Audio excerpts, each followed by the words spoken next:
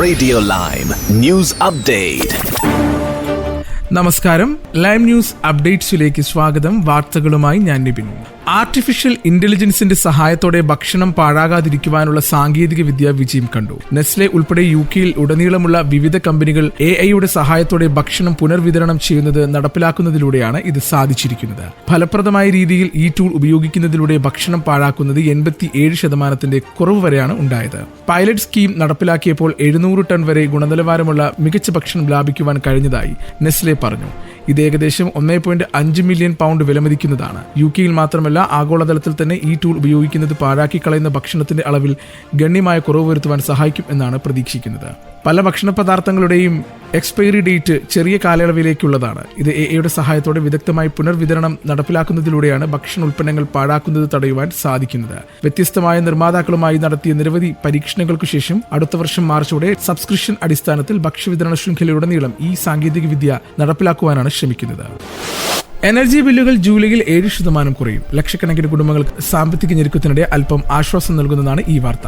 Energy റെഗുലേറ്ററായ ഓഫ്ജം പുതിയ price cap സ്ഥിരീകരിച്ചതോടെയാണ് July 1 മുതൽ ഊർജ്ജ ബില്ലുകൾ താഴുമെന്ന് വ്യക്തമായത്. ശരാശരി എനർജി ബില്ലുകൾ 1849 പൗണ്ടിൽ നിന്നും 1720 പൗണ്ടിലേക്കാണ് താഴുക. ഇതോടെ പ്രതിവർഷം കുടുംബങ്ങൾക്ക് 129 പൗണ്ടെങ്കിലും ലാഭിക്കാം. ഈ ലാഭം ലക്ഷക്കണക്കിന് കുടുംബങ്ങൾക്ക് ആശ്വാസമാണ്. സ്റ്റാൻഡേർഡ് വേരിയബിൾ താരിഫിലുള്ള 22 മില്യണിലേറെ കുടുംബങ്ങളെ പ്രൈസ് ക്യാപ് വ്യത്യാസം നേരിട്ട് ബാധിക്കും. 3 മാസം കൂടുമ്പോഴാണ് പ്രൈസ് ക്യാപ് അപ്ഡേറ്റ് ചെയ്യുന്നത്. ജൂലൈയിൽ 1720 പൗണ്ടിലേക്ക് പ്രൈസ് ക്യാപ് താഴുമെന്ന കോൺവാൾ ഇൻസൈഡ് വിദഗ്ധർ പ്രവചിച്ചിരുന്നു. പ്രൈസ് ക്യാപ് താഴുന്നത് ഉപഭോക്താക്കളെ സംബന്ധിച്ച് സ്വാഗതാർഹമായ വാർത്തയാണെന്ന് ഓഫ്ജം മാർക്കറ്റ്സ് ഡയറക്ടർ ജനറൽ ടീം ജാവിസ് പറഞ്ഞു.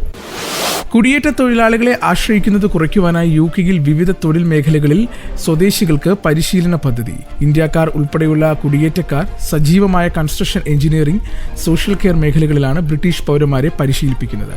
1.2 ലക്ഷം പേരെ പരിശീലിപ്പിക്കുവാൻ 300 കോടി പൗണ്ടിന്റെ പദ്ധതിയാണ് UK സർക്കാർ പ്രഖ്യാപിച്ചിരിക്കുന്നത്.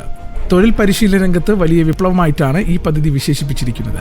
വിദേശ തൊഴിലാളികൾ ലവി വിദേശികളുടെ തൊഴിൽ സാധ്യതകൾ കൂടുതൽ വെല്ലുവിളി ഉയർത്തുന്ന പുതിയ ലവിയും സർക്കാർ പ്രഖ്യാപിച്ചു. ഇതനുസരിച്ച് വിദേശ തൊഴിലാളികളെ നിയമിക്കുന്ന തൊഴിൽ ഉടമകൾ നൽകേണ്ട ലവി ചാർജുകൾ 32% വർദ്ധിപ്പിച്ചു. നിലവിൽ 16-നും 24-നും ഇടയിൽ പ്രായമുള്ള UK പൗരന്മാർക്കിടയിൽ 8-ൽ ഒരാൾ വിദ്യാഭ്യാസമോ തൊഴിൽ പരിശീലനമോ ജോലിയോ ഇല്ലാത്തവരാണ്.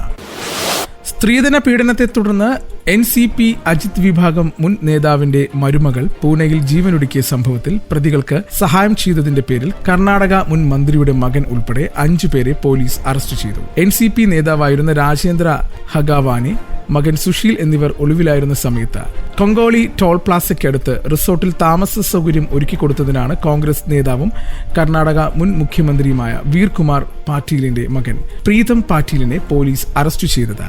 രാജേന്ദ്ര ഹഗാവാനയും സുശീലും പിന്നീട് അറസ്റ്റിലായിരുന്നു. രാജേന്ദ്ര ഹഗാവാനയുടെ മരുമകൾ വൈഷ്ണവിയെ കഴിഞ്ഞ 16-നാണ് പൂനെ ബാവ്ദനിൽ ഭർത്തൃവീട്ടിൽ തൂങ്ങി മരിച്ച നിലയിൽ കണ്ടെത്തിയത്.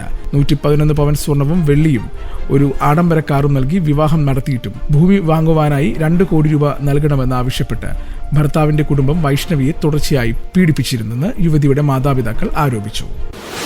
രാജ്യം സമ്പൂർണ്ണമായും ഇ പാസ്പോർട്ട് യുഗത്തിലെത്തി. മുംബൈ, ഡൽഹി, കൊൽക്കത്ത മേഖലകളോടുകൂടി തിങ്കളാഴ്ച ഇ പാസ്പോർട്ട് ലഭ്യമായതോടെ രാജ്യത്തെ എല്ലാ പാസ്പോർട്ട് ഓഫീസുകളിൽ നിന്നും ഇനി നൽകുക ഇത് മാത്രമാകും. രാജ്യം സമ്പൂർണ്ണ ഇ പാസ്പോർട്ട് സംവിധാനത്തിലേക്ക് മാറിയതിന്റെ ഔദ്യോഗിക പ്രഖ്യാപനം വൈകാതെ പ്രധാനമന്ത്രി നരേന്ദ്രമോദി നിർവഹിക്കും. കേരളത്തിലെ എല്ലാ റീജിയണൽ പാസ്പോർട്ട് ഓഫീസുകളും ഇതിനകം തന്നെ ഇ പാസ്പോർട്ടുകൾ നൽകി തുടങ്ങി. പുതിയ അപേക്ഷകർക്കും പാസ്പോർട്ട് പുതുക്കുന്നവർക്കും ഇനി ലഭിക്കുക ഇതായിരിക്കും. നിലവിലുള്ള പാസ്പോർട്ട് കാലാവധി അവസാനിക്കുന്നതുവരെ ഉപയോഗിക്കാം. കഴിഞ്ഞ നവംബറിൽ ഭുവനേശ്വറിലും നാഗ്പൂരിലുമാണ് പാസ്പോർട്ട് സേവ 2.0 പദ്ധതി പ്രകാരം പരീക്ഷണാടിസ്ഥാനത്തിൽ ഈ സംവിധാനം വിദേശകാര്യ മന്ത്രാലയം ആരംഭിച്ചത്. ഏപ്രിൽ 1-ന് പദ്ധതിക്ക് ഔദ്യോഗിക തുടക്കമായി. ഏപ്രിലിൽ തന്നെ കേരളത്തിൽ ആദ്യമായി കോഴിക്കോട്ട് ഈ പദ്ധതി തുടങ്ങി.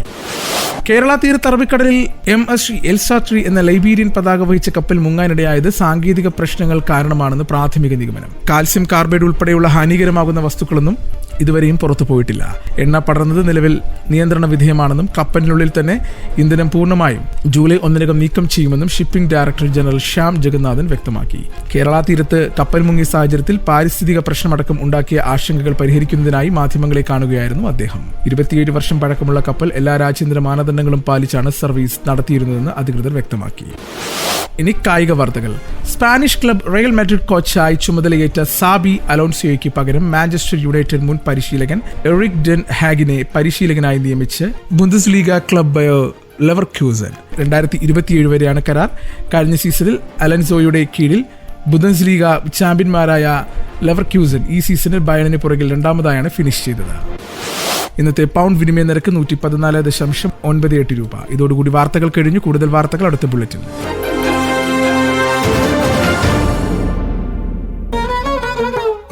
കൂടുതൽ വാർത്തകൾക്കും വിശേഷങ്ങൾക്കുമായി റേഡിയോ ലൈം ആപ്പ് ഡൗൺലോഡ് ചെയ്യൂ. പ്ലേ സ്റ്റോറിൽ നിന്നും ആപ്പ് സ്റ്റോറിൽ നിന്നും. Radio Lime.